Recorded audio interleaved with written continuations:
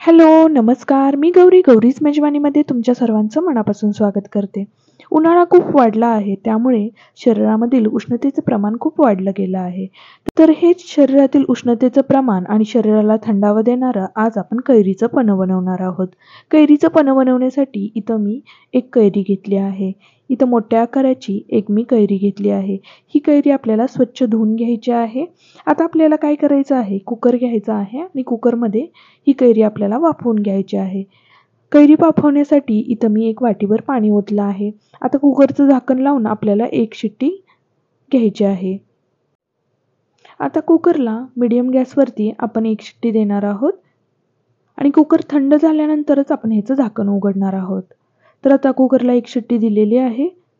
आता कुकर मी तुम्हाला उघडून दाखवते. अशा पद्धतीने एका शिट्टीमध्येच एकदम छान अशी कैरी शिजली जाते.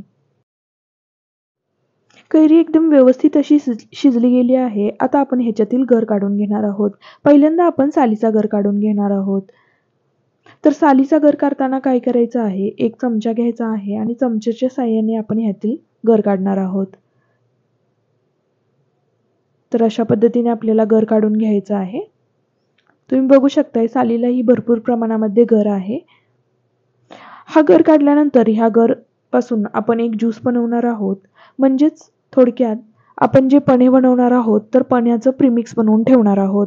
ज्यावेळी अचानक पाहुणे येतात किंवा आपण बाहेरून येतो, त्यावेळी काय करायचं, थंड पाणी घ्यायचं आणि त्या थंड पाण्यामध्ये फक्त यातील 2 चमचे घ्यायचे, आईस क्यूब टाकायचं, तर आपलं पन्हं बनून तयार होतं.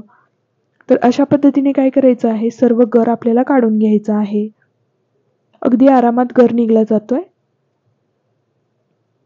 कैरी खूप छान होती, त्याच्यामुळे गरही भरपूर निघला गेला आहे. तुम्ही बघू शकताय. आता व्यवस्थित असा गर काढून घेतलेला आहे. आता हा गर काढलेला आहे. आपण हे मिक्सरला फिरवून घेणार आहोत, त्यामुळे आपल्याला मॅश करायची गरज नाहीये. आता आपल्याला ह्याच्यामध्ये काही साहित्य टाकायचं आहे. तर पन्हे एकदम टेस्टी लागण्यासाठी इथं आपण वेलची टाकणार आहोत. इथं 1 चमचा वेलची पावडर मी टाकलेली आहे. आणि त्याचबरोबर 1 चमचा काळं मीठ टाकलं आहे. काळं मीठ टाकल्यामुळे खूप छान अशी टेस्ट येते. त्याचबरोबर 1 चमचा भाजलेले जिरे आणि 6 ते 7 मिरे टाकले आहेत. 1 चमचाभर मीठ टाकलं आहे आणि 1 वाटी गूळ टाकला आहे. जर कैरी आंबट असेल तर गुळाचं प्रमाण जास्त घ्यायचं आहे. ही कैरी एवढी आंबट नव्हती, त्यामुळे 1 वाटीभर गूळ पुरेसा होता. आता हे सर्व मिश्रण आपल्याला मिक्सरमध्ये वाटून घ्यायचं आहे. तर आता मी हे मिक्सरमध्ये वाटून घेतलेलं आहे. तर आपलं पन्ह्यासाठी जे लागणारं प्रीमिक्स होतं ते बनून तयार झालेलं आहे. हे प्रीमिक्स तुम्ही 8 ते 10 दिवस फ्रीजमध्ये स्टोअर करून ठेवू शकता. जर तुम्हाला महिनाभर प्रीमिक्स राहावं असं वाटत असेल, तर हे प्रीमिक्स शिजवून घ्या. मग ते तुम्ही महिनाभर वापरू शकता. तर आता ग्लासमध्ये काय करायचं आहे, हे जे आपण प्रीमिक्स बनवलेलं आहे त्यातील 2 चमचे घ्यायचे आहेत. दोन्ही ग्लासमध्ये मी 2 चमचे टाकत आहे. 2 चमचे टाकल्यानंतर त्याच्यामध्ये आपल्याला थंड पाणी ओतायचं आहे.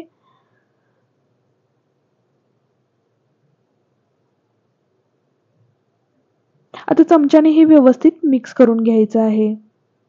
तर अगदी 2 मिनिटांमध्ये तुम्ही बघू शकताय कैरीचं छान असं मस्त थंडगार असं पन्हं बनून तयार झालेलं आहे. पिण्यासाठी खूप छान झालं होतं. मला तर खूप ही रेसिपी आवडली. तुम्हीही नक्की ट्राय करून बघा. आता ह्याला अजून छान टेस्ट येण्यासाठी इथं वरतून आईस क्यूब टाकले आहेत आणि त्याचबरोबर पुदिन्याची पानंही टाकली आहेत. खूप छान पन्हं झालं होतं.